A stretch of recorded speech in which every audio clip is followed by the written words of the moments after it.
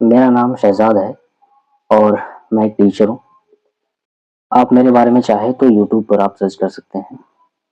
YouTube channel का नाम है practical solution for active teaching, या आप चाहें तो गूगल पे भी नाम मेरा सर्च कर सकते हैं। मैं आपको दिखाना चाहता हूँ, ये मेरा यूट्यूब चैनल है जिस पे ये वीडियो जाने वाली है। हाँ, ज़्यादातर वीडियो मेरी जो बनती है वो वीडियो होती है टीचिंग से रिलेटेड, जो मैं अपनी क्लास में एक्टिविटी बच्चों को कराता हूँ और जो चीज़ें मैं पार्टिसिपेट करता हूँ, चाहे वो टीएलएम एग्जीबिशन में पार्टिसिपेशन हो या और भी कुछ, तो मैं उसकी वीडियो बनाता हूँ, या कोई नया मेथड हो तो मैं उसे शेयर करता हूँ। लेकिन आज की जो ये वीडियो है ये थोड़ी सी अलग है। जो बच्चे टीचिंग की तैयारी कर रहे होते हैं, टीचर बनना चाहते हैं, उनको बिहार के अंदर बीपीएससी का टीआरई का एग्ज़ाम देना होता है। उसे क्लियर करने के बाद ही वो टीचर बन सकते हैं। तो आज की जो वीडियो है, मैं टीआरई 1, 2, 3 इन सब का जो एग्ज़ाम हुआ है अब तक, मैं इनके प्रीवियस ईयर का पेपर सॉल्व करवाना चाहता हूँ, ताकि जो भी स्टूडेंट टीचर बनने के लिए बीपीएससी टीआरई की तैयारी कर रहे हैं उनके लिए हेल्प हो जाए। तो आज की ये वीडियो पहली वीडियो है इस सिलसिले में, क्योंकि इस वीडियो में मैं पहली बार ये चीज़ करवाने वाला हूँ अपने चैनल पे, जो मैंने पहले कभी नहीं करवाया।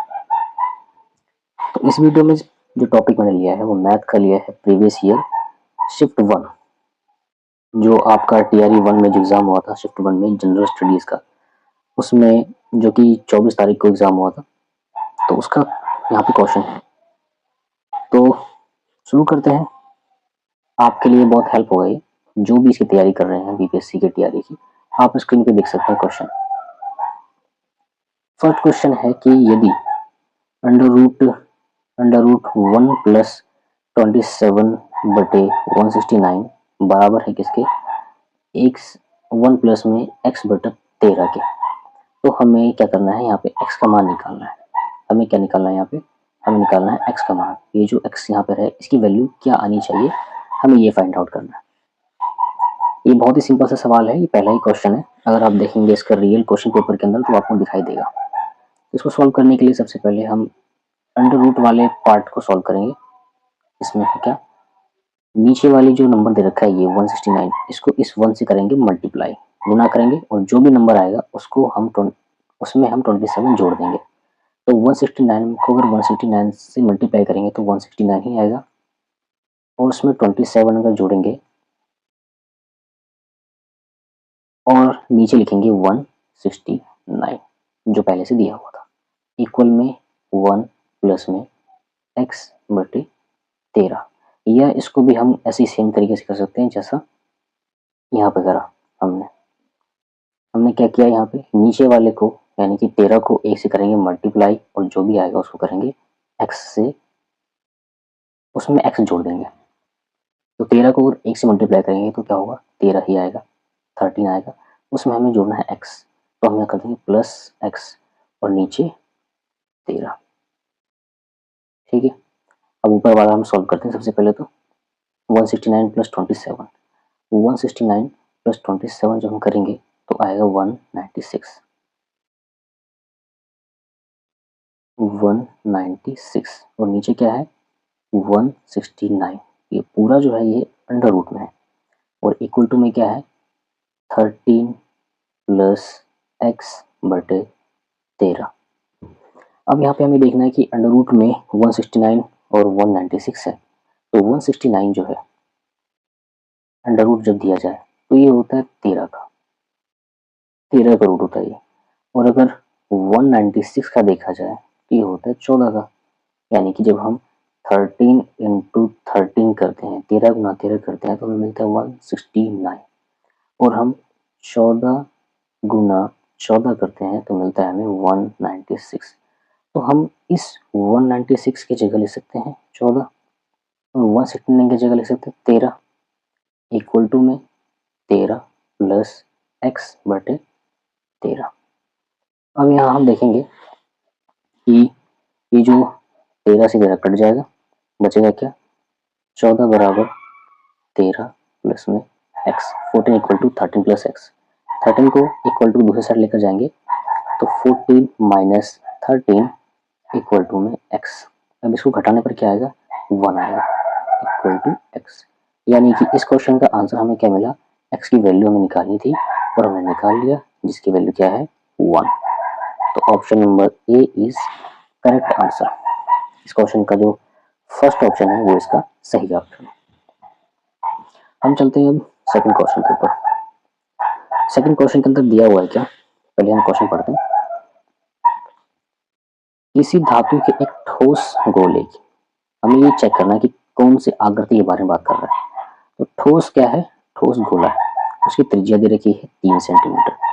एक गोला है ठोस गोला, उसकी त्रिज्या दे रखी है 3 सेंटीमीटर, 3 सेंटीमीटर, जिसमें 4 सेंटीमीटर व्यास का कितना लंबा तार खींचा जा सकता है। हमें क्या करना है, एक तार खींचना है।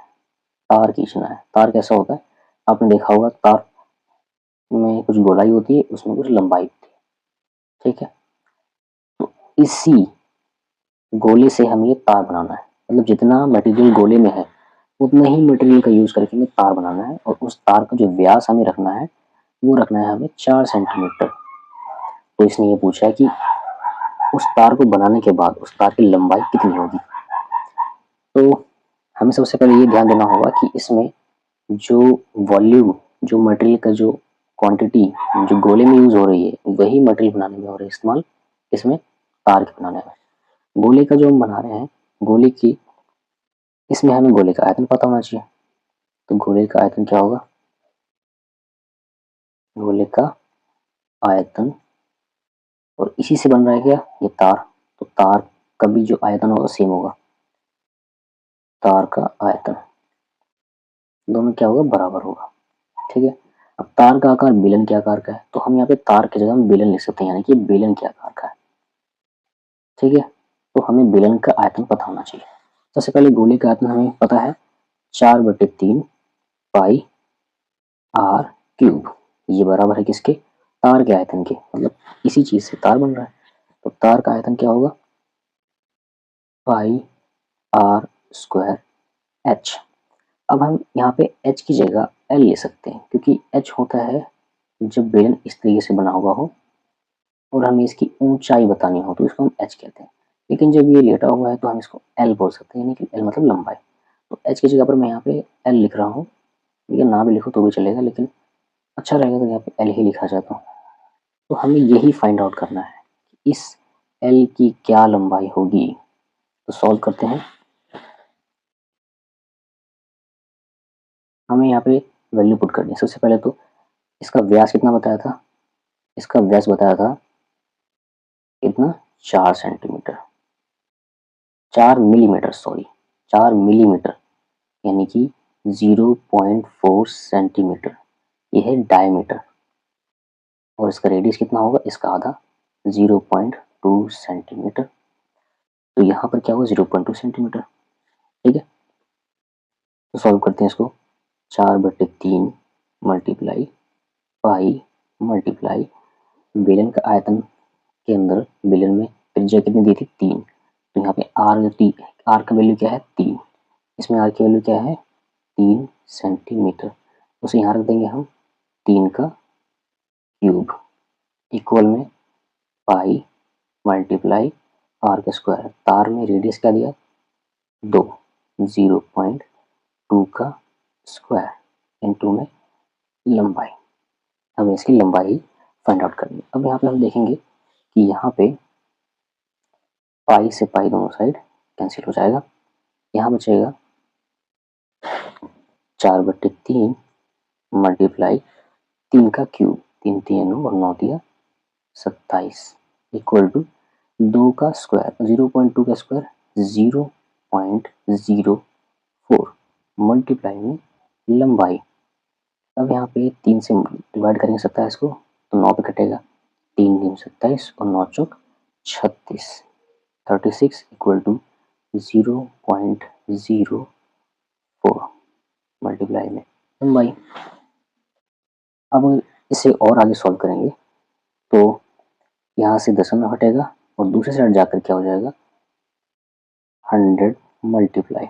अब ये कैसे हुआ देखो, अगर हम दशमलव हटाएं तो 2 के बाद दशमलव है तो नीचे यहाँ पे 2 जीरो आ जाएगा, और डिवाइड में है और तो यहाँ आगे क्या हो जाएगा, मल्टीप्लाई में हो जाएगा। तो इसे मैंने डायरेक्ट कर दिया है और मैंने समझा भी दिया कि कैसे हो गई। तो हम आगे देखते हैं, यहाँ पे क्या बच गया, फिर सिर्फ 4 इंटू लंबाई, ये हो गया 3600, इधर हो गया लंबाई। इस 4 को हम ले जाएंगे डिवाइड में और इसको डिवाइड करेंगे, क्या आएगा 900, यानी कि 900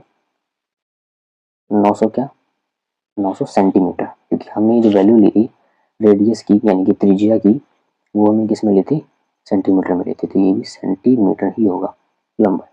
और अगर ऑप्शन में जाए तो ऑप्शन में आंसर मीटर में लिखा हुआ है, तो हमें पता है 1 मीटर जो होता है वो 100 सेंटीमीटर के बराबर होता है। तो 900 सेंटीमीटर 9 मीटर के बराबर होगा, तो इसलिए हमारा जो आंसर यहाँ पे 900 सेंटीमीटर आया है, इसे हम 9 मीटर भी कह सकते हैं और यही हमारा सही आंसर है। इसलिए ऑप्शन नंबर सेकंड सही आंसर होगा। चलते हैं अगले क्वेश्चन के ऊपर। ये क्वेश्चन बहुत ही आसान क्वेश्चन है, क्वेश्चन नंबर 3। पहले हम सवाल को समझते हैं। सवाल में क्या क्या दे रखा है और क्या पूछा है। एक फर्नीचर विक्रेता को 30 कुर्सियों के बेचने पर 30 कुर्सियों के बेचने पर, इस पर फोकस करना है, बेचने पर 6 कुर्सियों के विक्रय मूल्य के बराबर, इस पे फोकस करना है, विक्रय मूल्य के बराबर। विक्रय मूल्य के बराबर क्या होती है, हानि होती है, हानि। फोकस यहाँ पे 2 चीज पे करना है कि बेचने पर क्या होती है, हानि होती है। कितने की हानि होती है, 6 की हानि होती है। कितने पे बेचने पर, 30 के बेचने पर। तो हमने बेचा और हमें हानि हुई, ठीक है। हमने कुछ खरीदी थी, हमने उसे बेचा मतलब सेल कर दिया, यानी कि सेलिंग प्राइस, और हमें लॉस हुआ यानी कि हानि हुई। सेलिंग कितने की हुई, सेलिंग ने कितने की 30, हानि कितने की हुई 6 की। पर हमें ये नहीं पता कि हमने लिया कितना था। तो एक चीज़ है कि अगर हम इन दोनों को जोड़ दें, यानी कि सेलिंग हमने किया और उसी में कुछ हमने लॉस कर दिया, तो टोटल नहीं हो गया, एक तरीके से टोटल हुआ ना। मैं समझाता हूँ आसान तरीके से इसको कैसे। जैसे मान लो मेरे पास 100 पेन थे, 100 पेन थे और मैंने उसमें से 90 बेच दिए, लेकिन मुझे 10 का घाटा हो गया। 90 और 10 कितने हुए, 90 और 10 कितने हुए 100। तो मैंने बेचे कितने 90, घाटा कितने का हुआ, लॉस कितने का हुआ 10 का। तो selling plus loss equal to क्या, सीपी, यानी कि कॉस्ट प्राइस। इसी तरीके से जब हम इन दोनों को जोड़ देते हैं, कौन से जो हमें सवाल में दिया हुआ है। सवाल में क्या दिया हुआ है, हमारा ये सेलिंग प्राइस एसपी कितना है और हमारा ये लॉस, इन दोनों को जोड़ेंगे तो हमें मिलेगा इसका कॉस्ट प्राइस, रियल में कॉस्ट प्राइस कितना था। तो ये है हमारे पास 30, लॉस हमारे पास है 6, तो ये आ गया हमारे पास सीपी। सीपी मतलब कॉस्ट प्राइस यानी कि मूल्य। कॉस्ट प्राइस कितना हो गया 36। आंसर पे क्वेश्चन हमसे पूछा क्या है, हमसे पूछा है उसका हानि बताओ, सॉरी प्रतिशत, हानि प्रतिशत बताओ, जो हानि हुई उसका प्रतिशत बताओ। और आपने पढ़ा होगा कि जो भी हानि या लाभ होता है वो हमेशा होता है सीपी पे, कॉस्ट प्राइस पे ही, चाहे प्रॉफिट हो चाहे लॉस हो, कॉस्ट प्राइस पे ही होता है। हमेशा कॉस्ट प्राइस को नीचे रखेंगे और अगर प्रॉफिट हुआ है तो उसको ऊपर रखेंगे, अगर लॉस हुआ है तो उससे ऊपर रखेंगे और मल्टीप्लाई कर देंगे 100 से। तो ये हमें मिल जाएगा उस हानि का या लॉस का या फिर प्रॉफिट का प्रतिशत। और हमें यहाँ पूछा है हानि का प्रतिशत, तो हमें हानि हुई है 6 की, कुल हमारे पास सीपी जो है वो 36 है, उसमें से 6 की हानि हुई है। प्रतिशत निकालने के लिए 100 से कर देंगे गुना। तो हम इसे देखेंगे 6 गुण 6, 6 6 36, ये आ रहा है 100/6 और इसे डिवाइड करने पे हमें मिलेगा 16 से ही 2/3, यानी कि ऑप्शन नंबर सी यहाँ पर सही है। एक क्वेश्चन और करते हैं, अगर वीडियो लंबी बनेगी तो बाकी के जो क्वेश्चन है वो अगले वीडियो में करवा दूंगा मैं चाह रहा हूँ कि छोटी छोटी वीडियो बनाऊँ ताकि पढ़ने में आसानी हो, टाइम ज़्यादा ना लगे। 16 मिनट हो चुके हैं अभी फ़िलहाल इस वीडियो को बनाते हुए। अब ये जो क्वेश्चन है, ये क्वेश्चन भी बहुत आसान क्वेश्चन है। 2 अंकों की एक संख्या के 2 अंकों की एक संख्या के अंकों का गुणनफल जो है वो 36 है। अंकों का गुणनफल मतलब 2 अंकों की एक संख्या है, मतलब उसमें 2 अंक होंगे 1 और 2। एक को x मान लेते हैं, दूसरे को y मान लेते हैं, कुछ भी मान लेते हैं। इनको जब आपस में गुणा करते हैं, इनको आपस में गुणा करते हैं मतलब x को जब y से गुणा करेंगे या y को x से गुणा करेंगे तो हमें क्या मिलना चाहिए? हमें मिलना चाहिए 36। ऐसा क्वेश्चन में कहा है। यदि संख्या में से 45 घटा दिया जाए, यानी कि ये जो संख्या थी एक्स वाई ये वाली, इसमें से अगर 45 घटा दिया जाए किसमें से? एक्स वाई में से, माइनस कर दिया जाए 45, तो वो क्या हो जाता है? अंक आपस में बदल जाते हैं, मतलब एक्स वाई का वाई एक्स हो जाता है, वाई एक्स हो जाता है, वाई एक्स हो जाता है। यहीं पर हमें समझने वाली बात है, यही हमें देगा हिंट, और इसी हिंट का यूज़ करके हम इस क्वेश्चन को सॉल्व करेंगे। अभी तक हमने क्या समझा इसके अंदर? क्वेश्चन में हमने ये समझा कि x को y से गुणा करेंगे तो 36 आएगा, और एक्स वाई में से 45 घटाएंगे, 45 घटाएंगे तो वो नंबर जो रियल में था पहले वो वाई एक्स हो जाएगा। तो हमें बताना है कि वो वाई एक्स जो है इनमें से कौन सा है, 84 है या 73 है या 49 है। इसे पहचानने के लिए हम ऑप्शन का ही यूज़ करेंगे। सबसे पहले ये चेक करेंगे कि अंकों का जो मल्टीप्लिकेशन है यानी गुणा करने पर 36 आ रहा है या नहीं। तो 4 अट्ठे 32, ये तो नहीं आ रहा, ये तो 32 आ रहा है, मतलब ये आंसर नहीं हो सकता। 7 या 21, ये तो आ रहा है 21, मतलब ये भी आंसर नहीं हो सकता। 4 नहीं 36, ये हो रहा है 36, 36, यानी कि ये आंसर हो सकता है। तो इसको चेक कर लेते हैं। ये क्या आया हमारे पास? ये वाई एक्स, 49 में 4 जो है वो वाई है और 9 है वो एक्स है, यानी कि 49 में से हमने क्या घटाया होगा? हमने 45 घटाया होगा, तब जाके हमें मिला ये वाई एक्स। एक बार चेक कर लेते हैं। 5 में से 9 में से 5 गया 4, ठीक है, 9 में से 5 गया 4, एक मिनट थोड़ा सा मिस्टेक हो यहाँ पे। ये 49 में से 94 में से, क्योंकि पहले ये एक्स वाई था, है ना, जो मैं बोला था ना एक्स वाई, तो ये 49 नहीं 94 था ये नंबर। इसमें से जब 45 माइनस करते हैं तो हमें मिलता है 49। 49 एक बार चेक करें तो ये हो गया 8, 14 में से 5 गया 9, 8 में 4 गया 4, बिल्कुल सही है, यानी कि ऑप्शन नंबर सी हमारा सही आंसर है। अभी हमने 4 क्वेश्चन किए, बाकी के क्वेश्चन हम अगली वीडियो में करेंगे, क्योंकि ये वीडियो थोड़ी सी लंबी हो गई है। रिकॉर्डिंग इतनी लंबी मैं नहीं चाहता हूँ, मैं चाहता हूँ कि छोटे छोटे वीडियो में ही सारी चीज़ें बताई जाए। थैंक यू, तो मिलते हैं अगली वीडियो में।